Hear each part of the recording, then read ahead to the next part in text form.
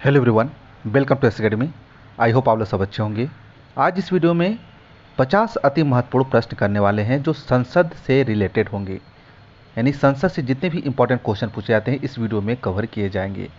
पिछली परीक्षाओं में ये सारे प्रश्न जो हैं पूछे गए हैं। तो आप लोग किसी भी एग्जाम की तैयारी कर रहे हैं तो यह वीडियो बहुत ही महत्वपूर्ण होने वाली है। तो चलिए बिना देर के वीडियो को शुरू करते हैं। चैनल पर पहली बार विजिट किए हैं, चैनल को जरूर सब्सक्राइब कर लीजिएगा। पहला सवाल आप लोग को ध्यान से देखना है। ये रहा आप लोग के सामने पहला सवाल। ठीक है, आप लोग ध्यान दीजिएगा। भारतीय संसद के कितने सदन हैं? भारतीय संसद के कितने सदन हैं? आप लोग के सामने ऑप्शन है। राइट आंसर होगा 2। भारतीय सदन के 2 सदन हैं, राज्यसभा और लोकसभा। ठीक है, आप लोग याद रखना है। ऑप्शन बी आप लोग का राइट आंसर होगा। इसका पीडीएफ लेना चाहते हैं तो आप लोग टेलीग्राम चैनल फॉलो कर लीजिएगा। इसकी लिंक आपको इसी वीडियो के नीचे प्रोवाइड करवा दी जाएगी टेलीग्राम की। अगला सवाल है, भारत की संघीय व्यवस्था, ध्यान दीजिएगा, भारत की संघीय व्यवस्था को किस नाम से जाना जाता है? भारत की संघीय व्यवस्था को संसद के नाम से जाना जाता है। किसके नाम से? संसद के नाम से जाना जाता है। अगला सवाल है, संसद का अस्थायी सदन कौन सा है? संसद का अस्थायी सदन है राज्यसभा। क्या है? अस्थायी सदस्य है Rajya Sabha. Option B right answer होगा। अगला सवाल है, संसद के कितने सत्र होते हैं? संसद के कितने सदन होते हैं? राइट आंसर होगा उपयुक्त सभी। बजट सत्र, मानसून सत्र और शीतकालीन सत्र।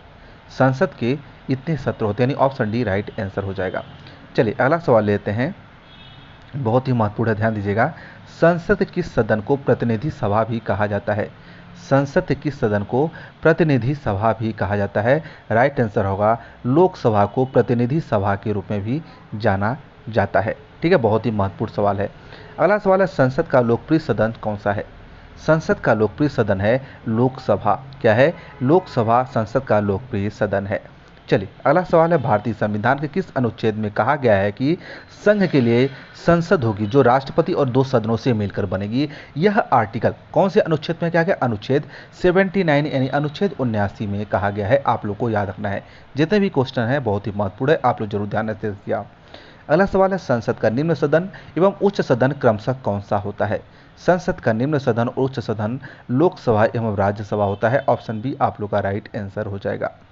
अगला सवाल है, संसद को भंग करने के लिए कौन सक्षम है? संसद का भंग किसके द्वारा किया जा सकता है? यह राष्ट्रपति के द्वारा किया जा सकता है।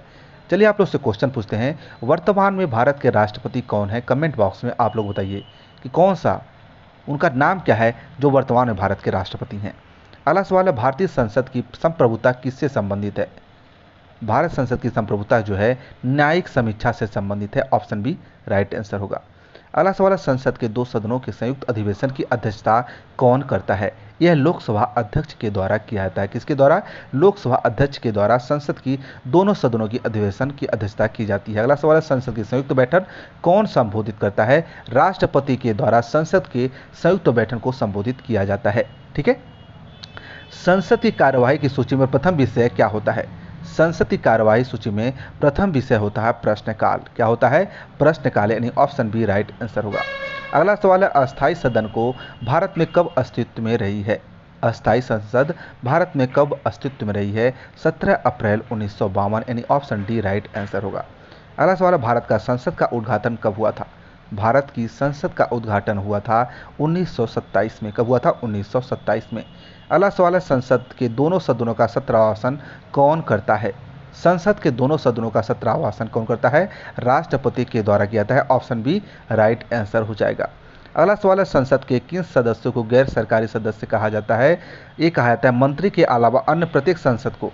ठीक है, ऑप्शन बी आप लोग का राइट आंसर होगा। चलिए अगला सवाल है, फटाफट ले लेते हैं। किस संसद सदस्य को अयोग्यता के संदर्भ में निर्णय कौन करता है? यह राष्ट्रपति के द्वारा किया जाता है। किसके द्वारा? राष्ट्रपति के द्वारा।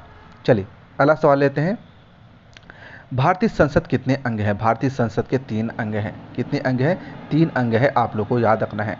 अगला सवाल है, भारत की संसद के दोनों सदनों में संयुक्त बैठक किसके लिए आयोजित की जाती है? ये की जाती है उस विधेयक के लिए। किसके लिए? उस विधेयक पर विचार करने तथा उसे पारित करने के लिए, दोनों पर मतभेद न हो इसलिए उसको आयोजित की जाती है। अगला सवाल है, कौन सी प्रथा संसदीय प्रणाली को भारत की देन है? राइट आंसर होगा ऑप्शन, क्या होगा? ऑप्शन ए शून्यकाल। क्या होगा? ऑप्शन ए आप लोग का राइट आंसर हो जाएगा। अगला सवाल है संसद के किस सदस्य की सदस्यता तब समाप्त समझी जाती है यदि वह बिना सदस्य के सूचित किए अनुपस्थित रहता है 60 दिन। कितने दिन? 60 दिन। ऑप्शन ए आप लोग का राइट आंसर हो जाएगा। अगला सवाल लेते हैं भारत की संसद कौन क्या होता है, कौन शामिल होता है? भारत की संसद में कौन शामिल होता है?